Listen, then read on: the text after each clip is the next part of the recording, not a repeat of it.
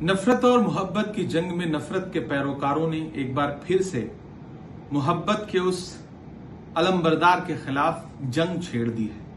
Bharatiya Janata party का कोई नेता कह रहा है कि राहुल गांधी को मार देना चाहिए, कोई कह रहा है जबान काट लेनी चाहिए, कोई कह रहा है जीभ को आग लगा देनी चाहिए। और ये सब हो रहा है इसी देश में खुलेआम।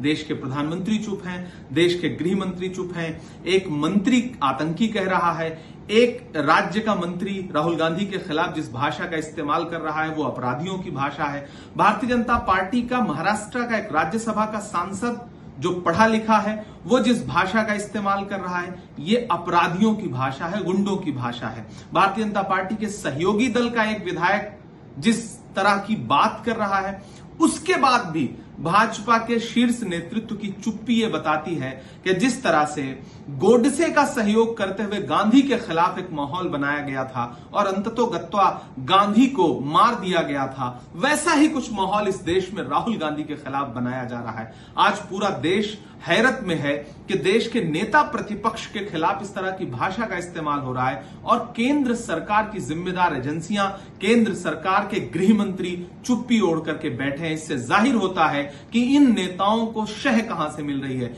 इन नेताओं को सपोर्ट किसका मिल रहा है। आप सोचिए, अगर नेता प्रतिपक्ष के खिलाफ भाजपा के बड़े नेता इस तरह की भाषा का इस्तेमाल कर सकते हैं तो इस देश की आम जनता के खिलाफ किस भाषा का इस्तेमाल करते होंगे। वो राहुल गांधी की जीभ काट लेना चाहते हैं। क्यों काट लेना चाहते हैं? क्योंकि राहुल गांधी उसी जबान से इस देश की आम आवाम की बात करते हैं, वो पिछड़ों की जातिगत जनगणना की बात करते हैं, वो दलितों के हक के लिए बात करते हैं, वो अल्पसंख्यकों के हक के लिए बात करते हैं, वो महंगाई के खिलाफ बात करते हैं, वो सरकार की कमियां उजागर करते हैं, प्रधानमंत्री जी पे सवालिया निशान खड़ा करते हैं। इसलिए भाजपा के नेता उनकी जबान काटने की बात कर रहे हैं और इस भाषा को सुनने के बाद भी भाजपा नेतृत्व चुप है।